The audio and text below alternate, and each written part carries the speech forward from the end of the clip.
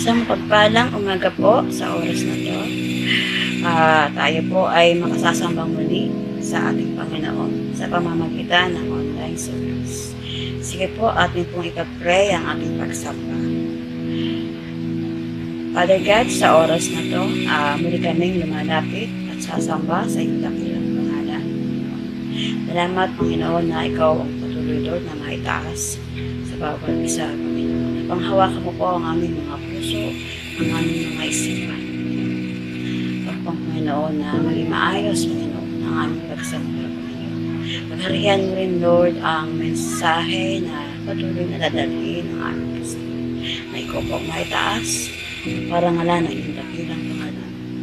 Sa mensahe po na aming mapapakinggan, Lord, ito po ay aming magamit sa aming pang-araw-araw na buhay. At pagkos, hindi lang po namin ito marinig, hindi po magamit po namin ito sa aming mga buhay. Sa aking Panginoon, na sa awiting na pagsamba, ikaw rin po ang maitaas, Panginoon. Salamat, Panginoon, sa pangunguna mo, sa pag-ahari mo sa aming pagsamba. Salamat, Lord, na patuloy na mag-ahari ka sa bawat isa. Sa iyo po namin ito itinataas, Panginoon. Tatanging pangalan ni Jesus. Amen. Muli po, isang magandang umaga pong muli at maligayang Pasko po sa bawat isa. God bless po.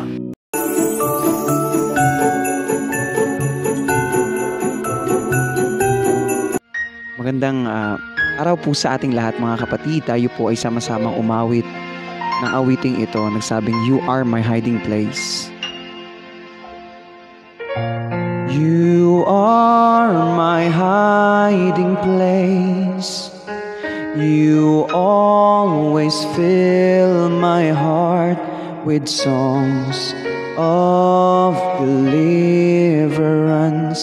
Whenever I am afraid, I will trust in you. Yes, Lord, I will trust in you. Let the weak say I am strong in the strength of the Lord. Minsan pa. You are my hiding place. You always fill my heart with songs of deliverance. Whenever I am afraid, I will trust in you. I will trust in you. Let the weak say I am strong in the strength of the Lord. I will trust in you. Oh Lord, I will trust in you. In the strength of the Lord, I will trust in you. Ooh, Lord. Yes, Lord.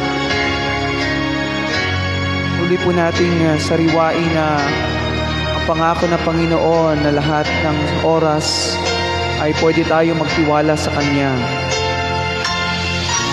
You are my hiding place. You always fill my heart with songs of deliverance. Whenever I am afraid, I will trust in you. I will trust in you. Let the weak say I am strong in the strength of the Lord. I will trust in you. Hallelujah. Maraming salamat sa iyo, O Diyos. Sa iyo ang papuri at pasalamat sa pangalan ni Jesus. Amen.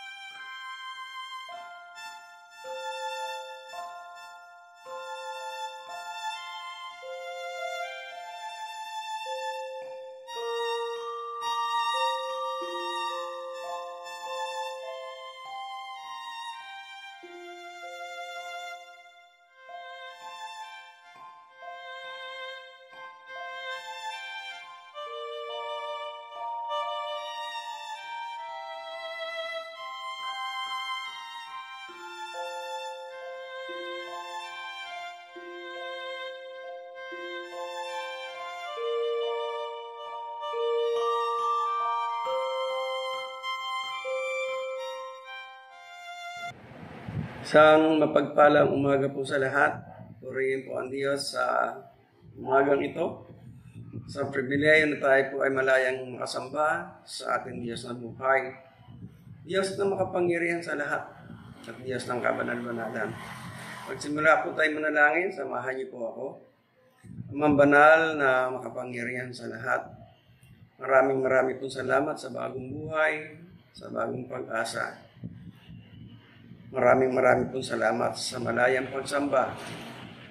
Ang dalangin namin, dakilang Diyos, samahan mo kami sa aming pong pagsamba sa umagang ito at sa pagbubulay ng iyong salita. Ikaw po ang mga siwa sa amin, bigyan mo ang bawat isa ng unawa at karunungan sa aming pong pagbubulay ng iyong salita at makita namin yung pinakamabuti na nais mo na maunawa namin at maipamuhin namin sa ikararangal ng iyong pangalan. Maraming pong salamat. Sasamahan mo po kami at ikaw po ang magpapahayag sa amin. Sa bawat makakarinig po ng iyong mga salita, ikaw po ang magbukas ng kanilang puso at magpayabong at pagyamanin mo ang iyong mga salita sa puso ng bawat makakarinig ng iyong mga salita. Sa iyo, Panginoong Diyos, ang papuri, pagsambat, pagwanhati sa pangalan mo po, Panginoong Hesus. Amen. Muli, isang magandang umaga po. At maligayang Pasko po sa inyong lahat. 5 days na lamang po. At marami pong abala talaga sa pagsapit ng Pasko. At marapat lang dahil ang Pasko ay araw ng pagsilang ng isang tagapagligtas, ang ating Panginoon Kristo. At aalalahanin po natin, mabalikan natin yung layunin. At hindi lamang layunin, kung paano ipinadama ng Diyos yung kanyang damdamin sa buhay ng bawat sa atin. Ang babasahin po pong talata, ayon po sa aklat ng Mateo, mula po sa chapter 1, verse 18 hanggang 25, babasahin ko lamang po ang verse 21. Ang sabi po ng Biblia, magsisilang siya ng isang batang lalaki. Jesus ang ipapangalan mo, sa sanggol sapagkat iniligtas niya ang kanyang bayan sa kanilang mga kasalanan. Purihin po ang salita ng Diyos. Simple po ang binigay kong pamagat o topic sa wikang Baniaga ay sinulat ko po, Love of God amidst difficulty. Ang pag-ibig ng Diyos sa gitna ng kahirapan. Sa ngayon po ay talaga po ang pagtanaw ng ating gobyerno sa pangunguna ng ating presidente, ang DOH at lahat po ng nasa medisina o sa medical ay tinatanaw nila na hindi maganda, sobra pong paglabas sa mga tao. At talagang masela na marami magkakasakit o mahahawa. Pero batid natin ilang buwan na po nating nararanasan ito. At dahil sa pandemic na ito, grabe po ang kahirapan dinulot nito sa atin lahat. O sa buong mundo. Ang kahirapan ito ay iba-iba, hindi isang klase lang. Ang kahirapan ito, mahirap magtrabaho, mahirap ang kabuhayan. Sabi natin, mahirap ang lahat. Pero ang kabutihan naman ito sinusurvive pa rin tayo ng Diyos. At naniniwala po ako sa ganitong sitwasyon, o kahirapan o difficulty sa buhay natin, hayag pa rin ang pag-ibig ng Diyos sa buong mundo. At ito po ang pag-uusapan natin nang isinilang ang ating Panginoon Kristo ay meron din pong kahirapan dinaranas ang mga Hudyo na mananampalataya. Kung pag-uusapan po natin yung mula pa po sa aklat po ng Jeremiah, kay Isaiah, nandun na po ang kabigatan ng buhay ng mga mananampalataya, mga Hudyo. Nandun po yung kahirapan. Kaya yung pagitan po ng lumang tipan at ng bagong tipan, ayon po sa mga Bible scholar, ito po ay 400 years. Yung pagitan po ng Malakay at ng Matthew. Bukod po sa panahon pa nila, namin po natin, nila Jeremiah, na Isaiah, iba pong taong pa yan. Almost, sabihin po natin, 700 years. At ang sabi po ng mga Bible scholar ay Ito po ay silent period ng God. Yun po ang kanilang mga pagtingin. Pero ako po'y naniniwala, meron din pagkilos ng Diyos, hindi lang katulad talaga ng yung tonong pagkilos ng Diyos sa panahon ni Abraham, panahon nila Isaac, panahon po nila David, nila Solomon, at pagkatapos po ni King Solomon, nagsimula na po yung sabi natin difficulties, na hati na po ang kaharian ng bansang Israel. At sa panahon ngayon, hanggang sa panahon po talaga ng Old Testament, ang pagitan ito, nandun pa rin ang kabigatan. At nakita po ito ng Diyos. At dito mapag-usapan natin, sa pagitan ito, nandun pa rin yung pag-ibig ng Diyos. Kaya lang hindi ramdam ng maraming tao, hindi pansin. At ito po ang pag-usapan natin, paano po pinahayag ng Diyos yung kanyang pag-ibig sa lahat ng tao po. Kung titignan po natin, sa mga Hudyo lang dapat. Pero, ang sabi po ng Biblia, sa lahat ng tao po Napakaganda po ng talata Bagamat binanggit po dito sa talatang ito sa bayan ng Diyos. Mamaya po makikita natin yan. Pero isang talata, ang alam na alam po natin sa John 3:16, ng pag-ibig ng Diyos sa lahat ng sangkatauhan. Binigay niya ang kanyang kaisa-isang anak upang ang sino man sa kanya ay sumampalataya, hindi mapahamak, kundi magkaroon ng buhay na walang hanggan. Kaya ito po yung pag-ibig ng Diyos. Dati tinitignan natin yung Biblia para sa mga Hudyo lang. Pero pagdating po ng ating Panginoon sa Kristo, ito'y tumatalakay o tumutukoy sa lahat ng tao. Ang titignan po natin ngayon, paano ipinahayag ng Diyos ang kanyang pag-ibig sa panahon ng kahirapan. Sa ngayon tayo lahat nahihirapan pero naniniwala ako pwede nating maranasan ang pag-ibig ng Diyos. Kung paano naranasan sa panahon ng Panginoon sa Kristo ay pag-ibig ng Diyos, hanggang sa ngayon pwede pa rin nating maranasan. At naniniwala po ako, iba-iba ang karanasan ng tao, pero kaya pa rin natin maranasan talaga yung pag-ibig ng Diyos. Ang unang hakbang po, sisikapin ko po mabilis lang. Ang unang hakbang na ginawa ng Diyos, magmula po sabihin po natin, sa buong Biblia, ang unang hakbang niya, yung God visitation. Yung pagdalaw ng Diyos sa mga individual na mga tao na mananampalataya, o kahit hindi mananampalataya, nandun po yung pagbisita ng Diyos para maipadama yung pag-ibig. Ganun po ang nagawa ng Diyos Kay Jose, maging Panginoon, sa Panginoong ang Panginoon sa Kristo, ang ginamit ng Diyos, yung kanya nag-iisang anak, yung pagdalaw niya kay Jose, yung pagdalaw niya sa mga, sabihin po natin, sa mga pastor. Kaya nga sabi po ng talata subalit dahil sa isang taong matuwid na si Jose, na kanyang mapapangasawa, ayaw nitong malagay sa lubos na kahihiyan si Maria. Dinalak niyang hiwalayan si Maria ng palihim. Ngunit habang pinag-iisipan ito ni Jose, napakita sa kanya sa panaginip. Ang isang anghel ng Panginoon sinabi nito sa kanya, Jose, anak ni David, huwag kang matakot. Napakasalan si Maria sapagkat, maganda yung sinabi, sapagkat ang sanggol na dinadala niya ay mula sa Espiritu Santo. Nagsimula po ang Diyos kay Jose nung binisita niya sa pamamagitan ng panaginip. Si Jose, panaginip, pero marami pong mga kasaysayan ng Biblia sa mga lingkod ng Diyos. Iba-iba po ang paraan. Maging sa atin ngayon, iba-iba pa rin ang paraan ng Diyos. Kung paano binibisita ang bawat tao. Ito po ang unang hakbang na pahayag ng Diyos ng kanyang pag-ibig kay Jose sa paraan na siya ay bigyan ng isang panaginip at kinausap siya ng Diyos sa panaginip. Sa tao po, iba-iba po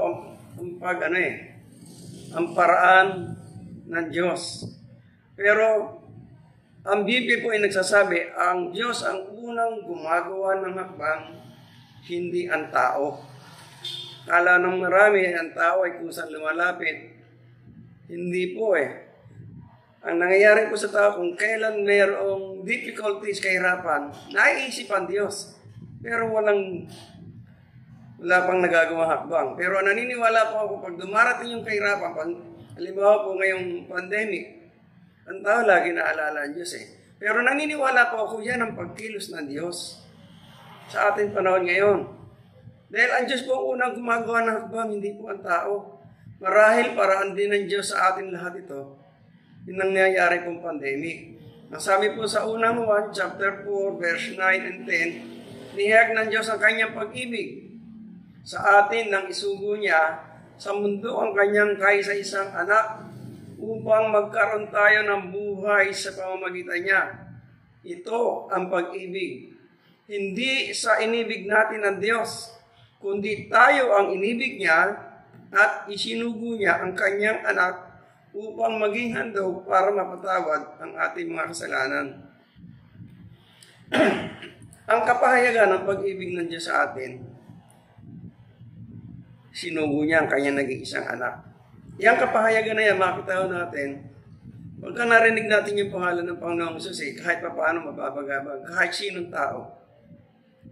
Papansin tayo, marami pong halimbawa sa Biblia. Si Jose ay matalinong tao, mabait na tao. Sabihin natin, masunurin, ay religious man.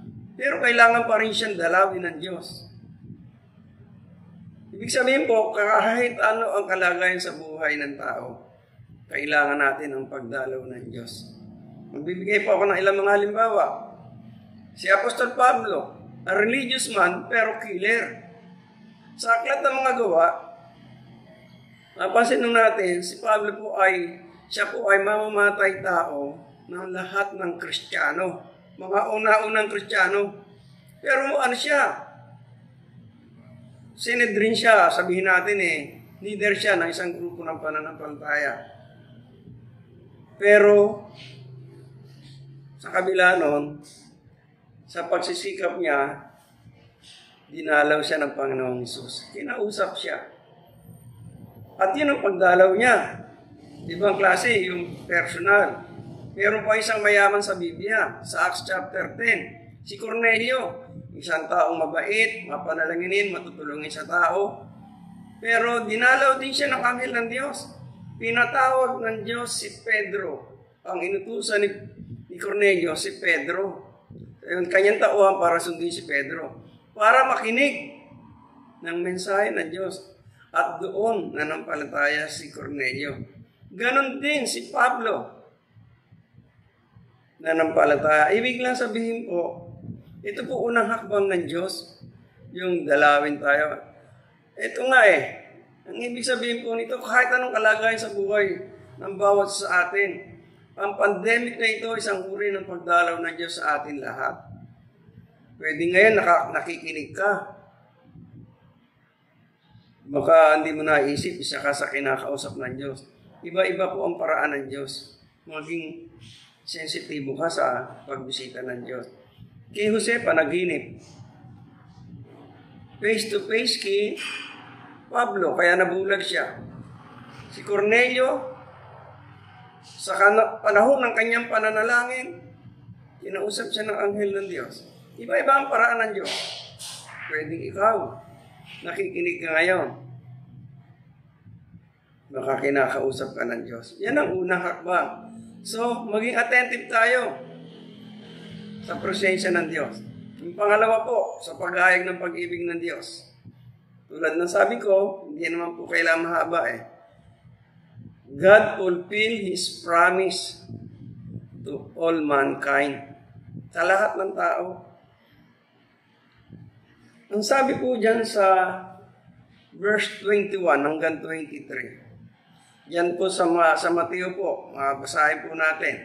Sabi po ng talata, magsisilang siya ng isang batang lalaki. At Jesus ang ipapangalan mo sa sanggol sapagkat ililigtas niya ang kanyang bayan sa kanilang mga kasalanan. Nangyari nga ang lahat ng ito upang matupad ang sinabi ng Panginoon sa pamagitan ng propeta. Tingnan ninyo, maglilihi ang isang birhen at magsisilang ng isang sanggol na lalaki at tatawagin itong Emmanuel. Ang kahulugan nito'y kasama natin ang Diyos. Kakaiba po ito.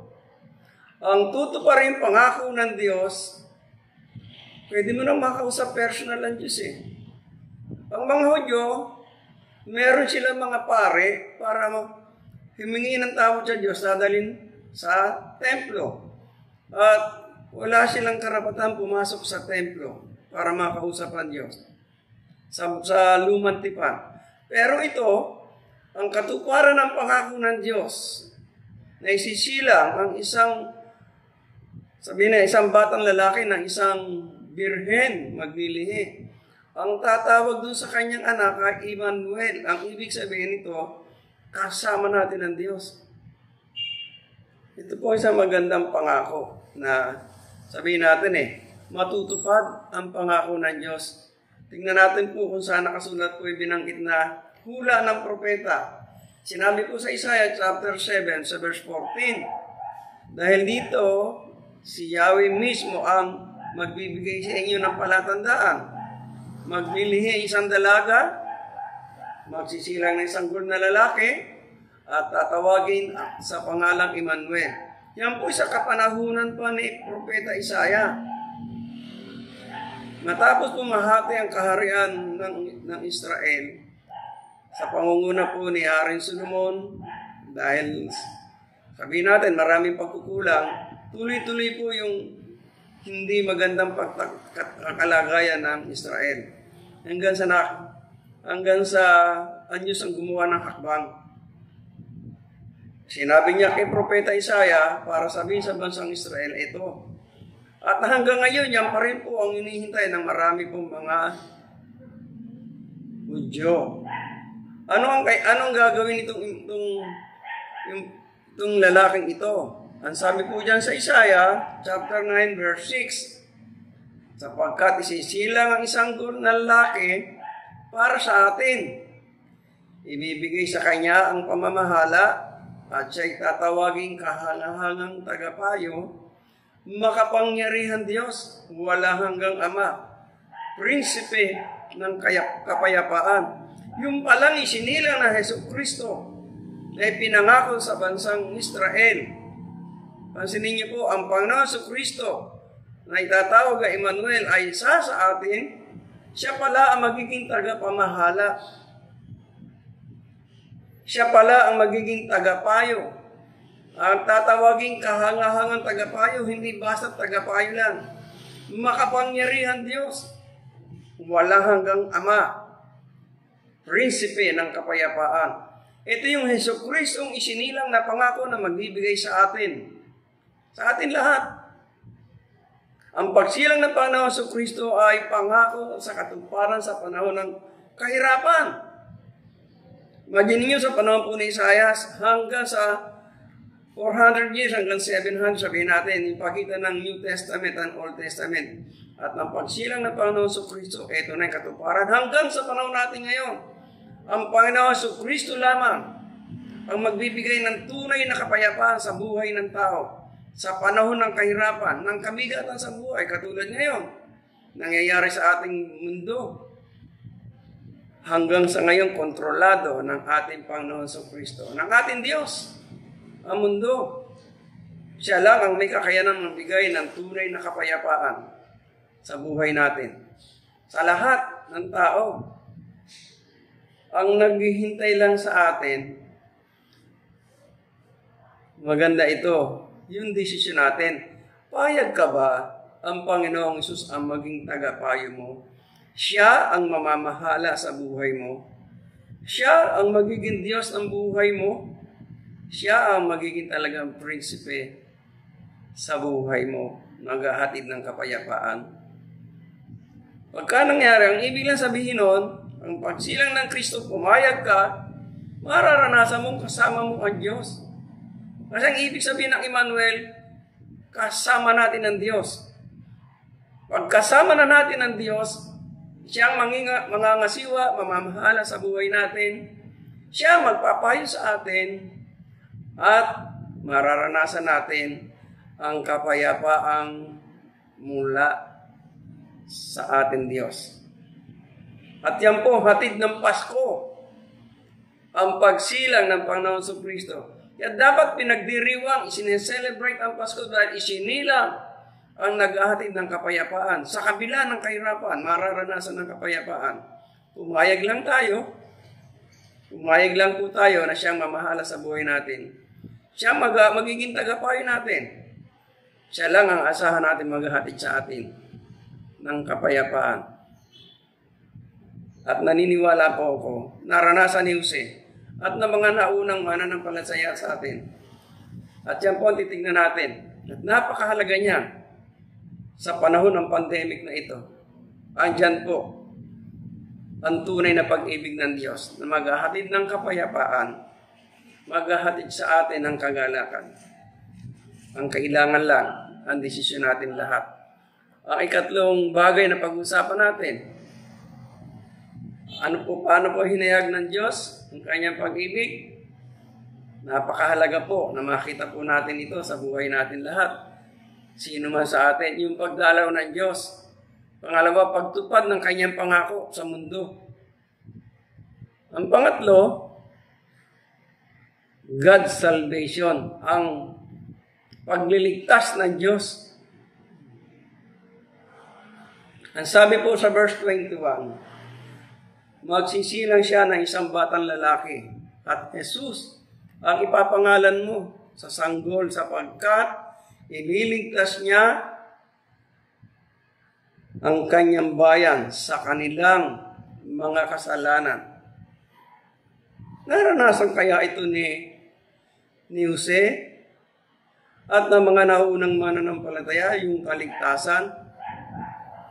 Kung naranasan ito ni Jose, tingnan natin kung paano niya naranasan mula dito sa binasa natin sa Mateo chapter 1. Ano yung mga hakbang na ginawa ni Jose na pwede rin nating tularan na gumawa tayo ng desisyon para maranasan natin yung salvation o yung pagliligtas ng ating Panginoong Jesucristo. Sa atin lahat na nag-uusap ngayon, sa makakarinig ng ating pag-uusap. Sabi po ng Biblia, magsisilang siya ng isang batang lalaki at Jesus ang ipapangalan mo sa sanggol sapagkat iniligtas niya ang kanyang bayan sa kanilang mga kasalanan. Naranasan ba ito ni Jose? Pansinin niyo, maganda may pinanggit ito. Iniligtas niya ang kanyang bayan. Ang bayan tinutukoy dito ng Panginoon Jesucristo. O ng Biblia binasa po natin ay bansang Israel. Marami sabi niyo, hindi tayo pwede dyan. Pwede tayo makasali dyan. Ilalagay po natin yung babalik tayo doon sa John 3:16. Gayun na lang ang pag-ibig ng Diyos sa mundong ito. Isang katauhan, ibinigay ng Ama ang kanyang nag-iisang anak.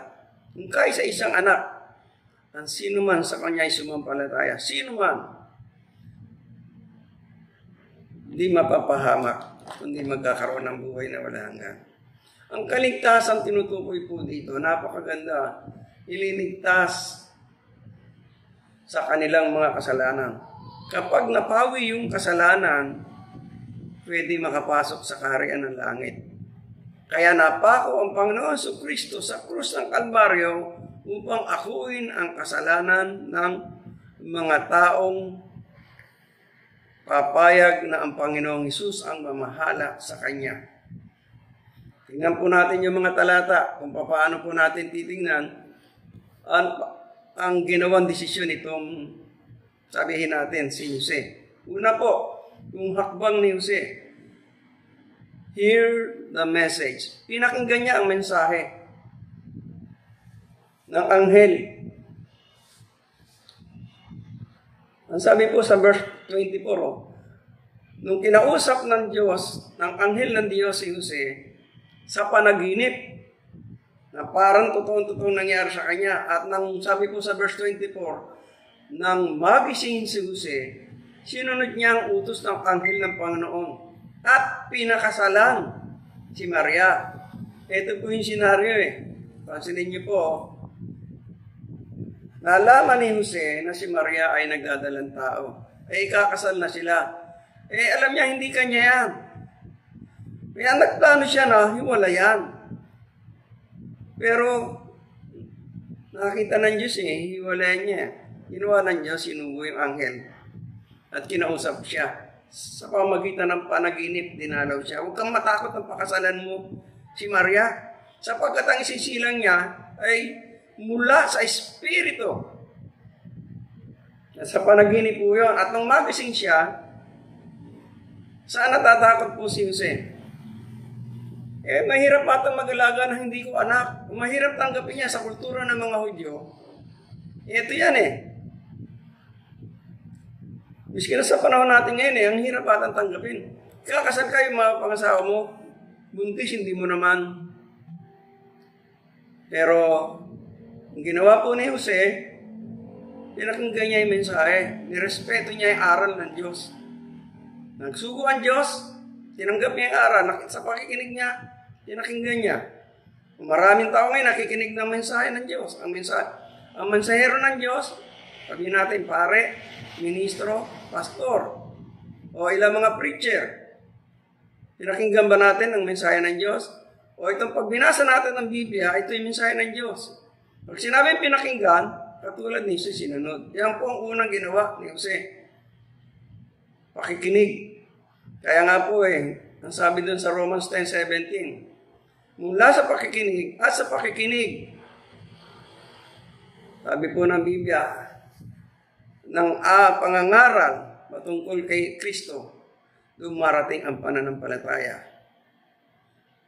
Ganun po nangyari kay Jose. Sana maintindihan po natin ito. Pangalawa, accept Jesus in life.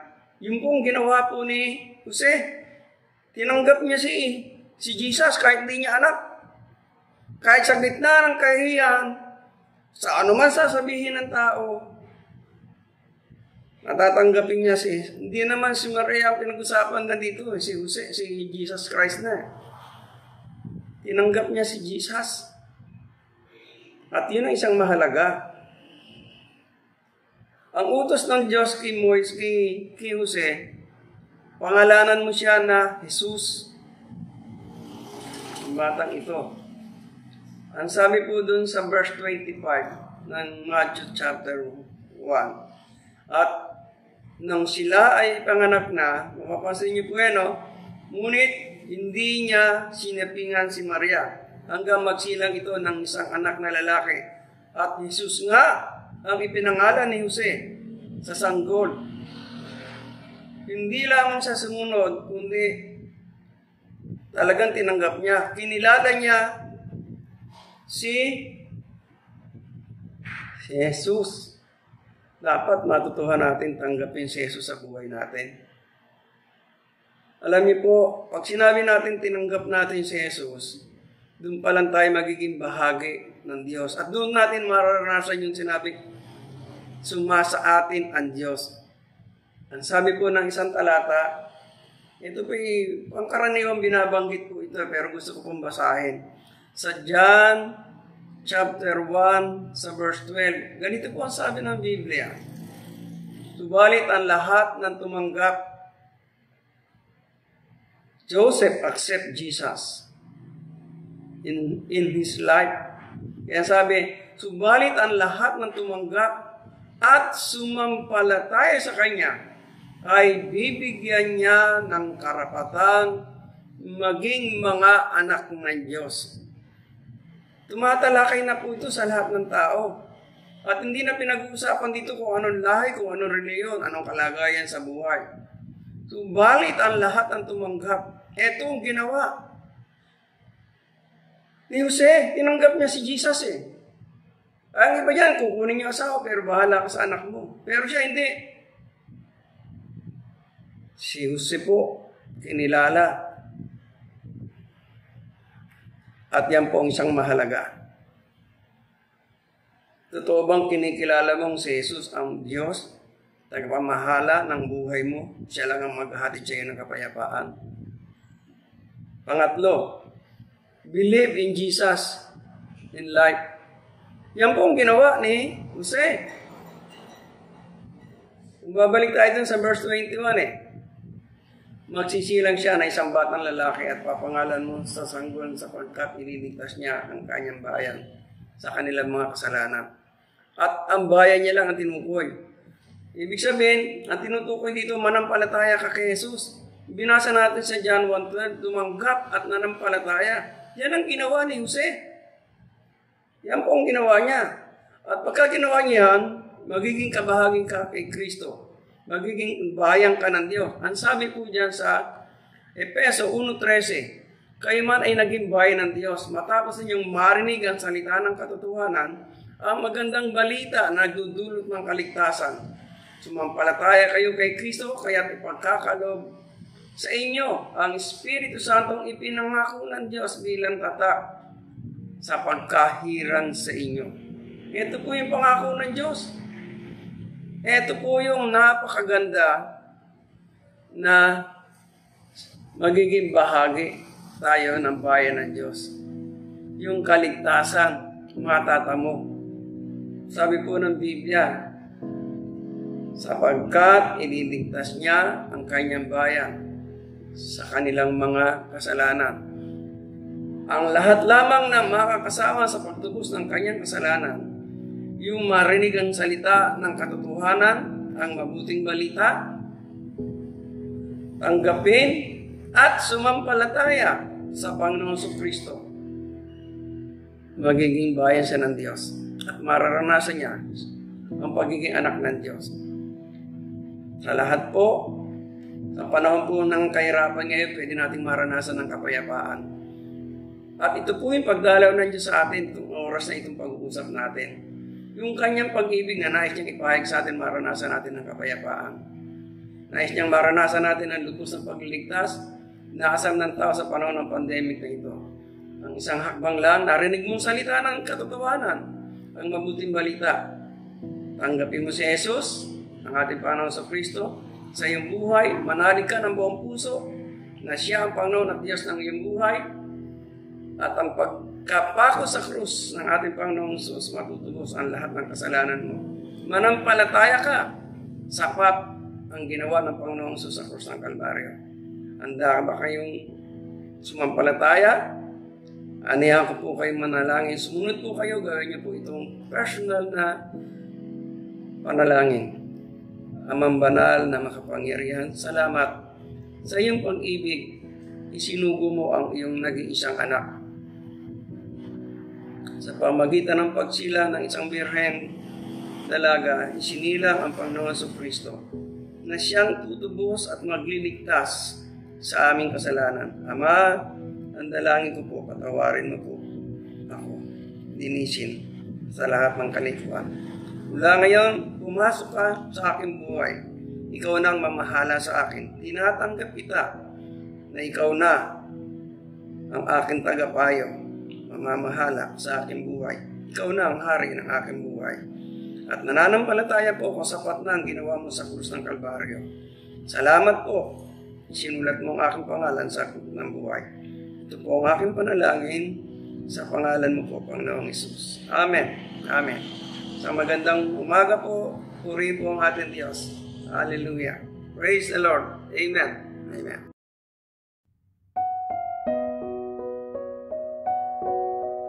Isang mapagpalang umaga po sa ating lahat. Nagpapasalamat po tayo sa ating narinig na salita na ibinahagi ng ating pastor. Ngayon pong oras na ito ay nasa panahon po tayo ng pagkakaloob.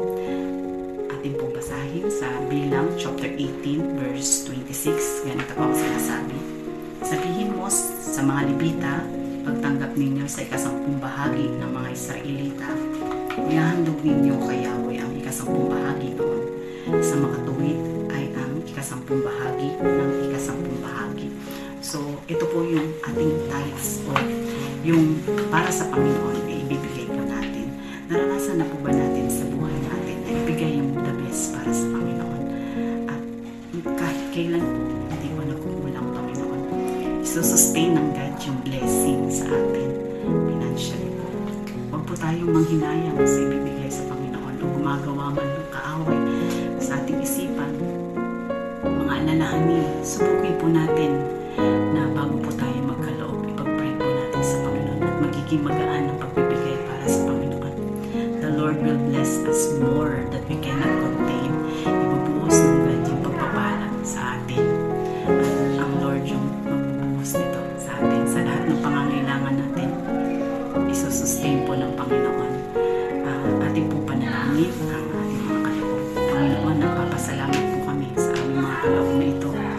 gamitin mo ito sa ikalalaman ng aming iglesia at marami pang maabot na wala pang pagkakilala sa iyo. At patuloy, Lord, yung pagpapala mo sa mga kapatid namin, sa aming mga trabaho. Patuloy, Lord, na i-bless mo po ang nilang mga finances, even, Lord, sa aming mga businesses. Marami pong salamat, Panginoon. Alam po namin ang lahat ng ito ay marapat na ibalik sa iyo ang pinakamataas na papuri, Lord, at pasasalamat. In Jesus' name, amen. Makikita po natin sa ating mga screen ang kung saan po tayo pwede pong magbigay ng tithes. Pwede po natin kontakin ang ating pong treasury. Marami pong salamat. Sa Diyos po yung papuri.